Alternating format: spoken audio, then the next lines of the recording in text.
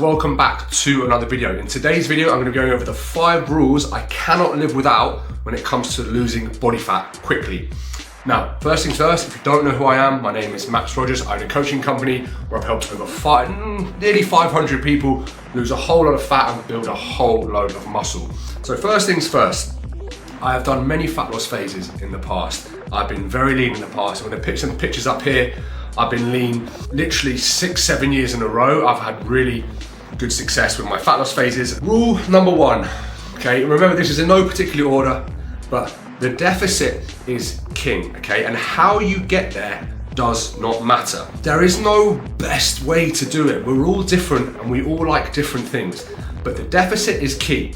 Now, you might be a keto guy, you might be a low carb person, you might love a high fat diet, you might be an intermittent faster, you might be vegan or carnivore.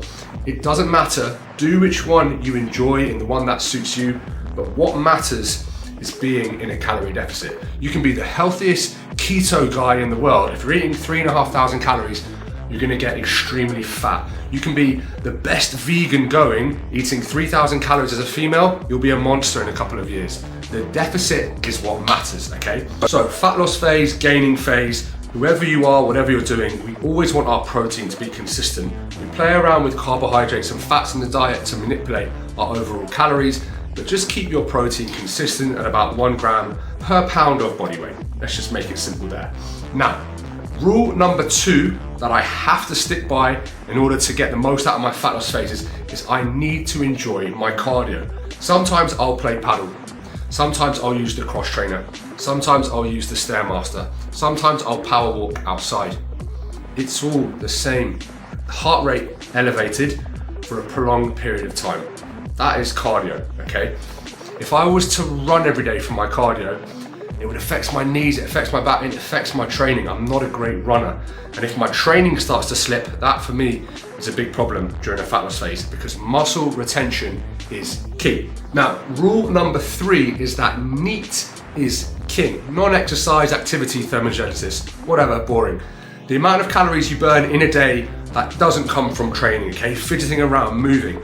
If you're somebody that overdoes cardio and you're obsessed with the cardio, you'll find that your NEAT tends to drop. There's a lot of fatigue. You don't tend to move as much. You don't talk like this. You spend a lot of time sitting. You don't move as much throughout the day. And we burn a lot of calories throughout the day through NEAT. That's why the bulk of my training comes from resistance training. I put cardio in just to burn calories. I'm not obsessive with it.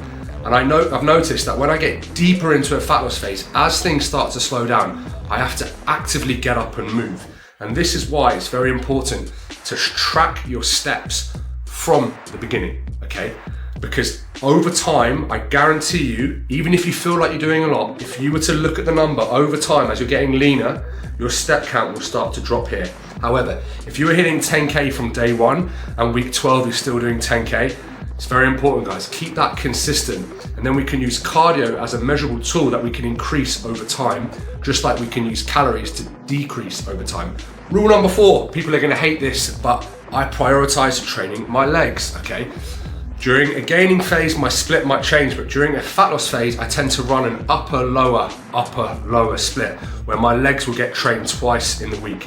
Those 2 sessions a week are the biggest opportunity for me to burn calories. Big compound movements, squats, deadlifts, leg presses, lunges, Bulgarian split squats, Romanian deadlifts, prowler pushes, sled pulls. These big movements create a huge demand on the body, and you'll always find after a massive leg session, you just burn more body fat. You need to push yourself hard, so I like to change my training to an upper-lower split, and when I'm doing upper, I'll pair movements together.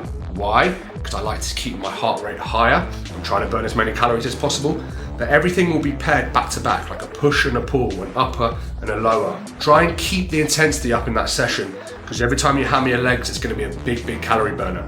And if you're somebody that can only train 3 days a week, that's fine. I would go full body.